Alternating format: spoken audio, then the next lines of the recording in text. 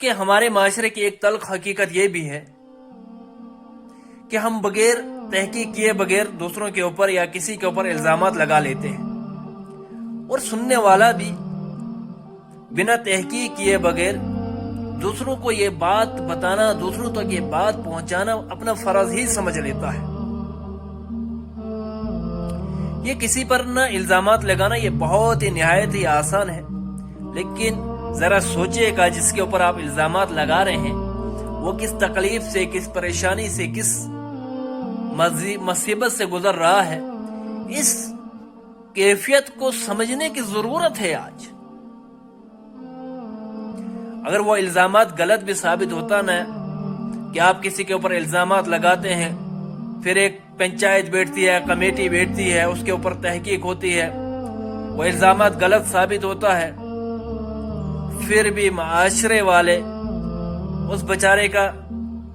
کو ساری زندگی تانا دیتے رہتے ہیں، اور اگر وہ الزامات صحیح بھی ہو تو پھر تو اس کا جینا ہی حرام ہو جاتا ہے۔ ہمیں لگتا ہے کہ کسی کے کردار کے اوپر داغ لگانا یہ کوئی کھیل تماشا ہے،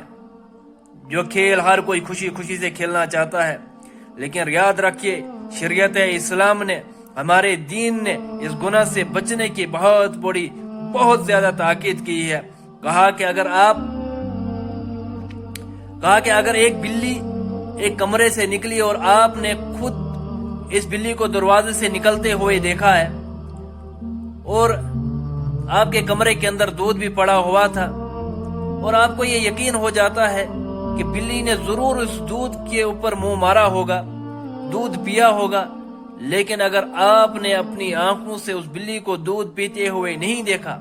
تو آپ کبھی بھی اس بلی کے اوپر یہ الزامات نہیں لگا سکتے ہیں، کیونکہ اسلام کے اندر شک و شبہ کی کوئی گنجائش نہیں ہے۔ اور یاد رکھیے اگر آپ اس طرح سے بنا تحقیق کیے بغیر کسی کے اوپر الزامات لگاتے ہیں، اور اس کی معافی بھی تب تک نہیں ہے جب تک نہ وہ شخص آپ کو معاف کرے گا۔ اور دوسری بات یاد رکھیے، اگر ہم کسی کے اوپر بنا تحقیق کیے بغیر